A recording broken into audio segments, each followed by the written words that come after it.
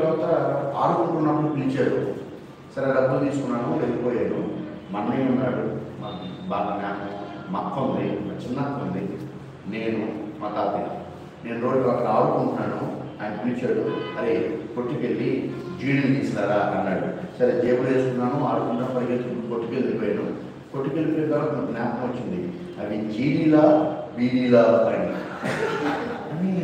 మా తాత జీడీలు తింటాడు, జీడీలు ఎవరు తింటారు? చిన్నపిల్లలు తింటారు, అంతే కదండి. చిరుదిళ్ళు ఎవరు తింటారు?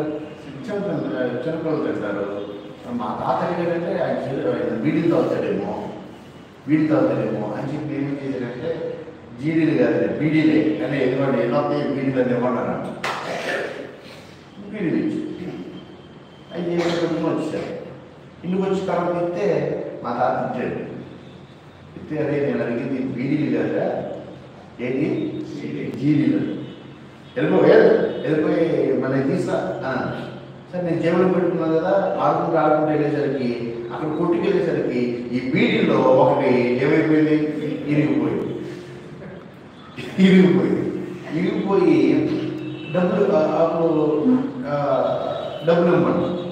ఇవ్వమని నేను నాకు ఎంత ఇచ్చారు జ్ఞాపకం లేదు, కానీ ఇచ్చినప్పుడు ఇవ్వరు కదా. ఆ బీడీకి ఎంత ఖర్చు అయిందో అది తీసేసి మిగతా డబ్బులు వచ్చు. మళ్ళీ ఆ డబ్బులు తీసుకొచ్చారు. జీడీలు కూడా కొనాలి, జీడీలు లేవు. ఇంటికి వచ్చారు. ఇంటికి వచ్చిన మన అడిగారు, నీకు ఇచ్చింది అంత కదా, ఉదాహరణ నీకు ఇచ్చింది 10 రూపాయలు కదా, నువ్వేంటి 7 రూపాయలు తెచ్చి మిగతా 3 రూపాయలు అన్నాడు.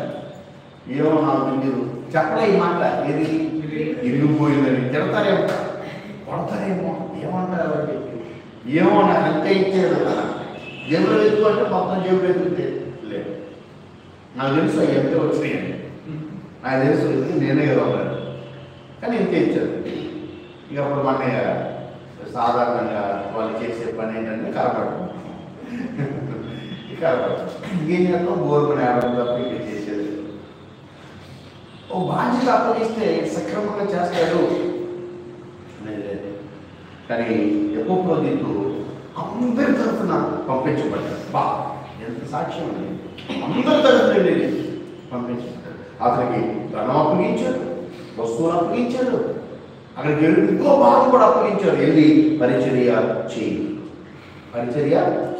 అందుకని పౌలు వాళ్ళకి రాస్తూ మాట్లాడుతూ ఉన్నాడు. మీరు అతని గురించి మాట్లాడుతూ తర్వాత విషయాలు చెప్తాను. ఇక్కడ చూడండి 26, అతడు రోగి ఆయనని మీరు వింటిరి కనుక అతడు మిమ్మల్ని అందరినీ చూడ మిగులు అపేక్షించగలవాడై విచారపడుచుండెను. నిజముగా అతడు రోగి అయి చావునకు సిద్ధమై ఉండేడు, కానీ దేవుడు అతనిని రోగం దాన్ని వెళ్ళేటప్పుడు ఏమైపోయాడు, రోగగ్రస్తుడైపోయాడు. ఒకవేళ మీకు ఏమైనా బాధ్యత అప్పగించి, మీకు ఒక పని అప్పగించి, సంఘం తరఫున బాధ్యత అప్పగించి మీరు వెళ్ళి ఈ పని చేసుకురండి అన్నప్పుడు, మీ కారులో వెళ్ళినప్పుడు జ్వరం వచ్చిందో, తలనొప్పి వచ్చిందో, కడుపులో నొప్పి వచ్చిందో, కాలు నొప్పి వచ్చిందో, సగం వెళ్ళడానికి వచ్చిందండి, ఏం చేస్తారు మీరు? ఇప్పుడున్న మెజారిటీ విశ్వాసం ఏం చేస్తారు తెలుసా? మెజారిటీ నాయకులు ఏం చేస్తారు తెలుసా?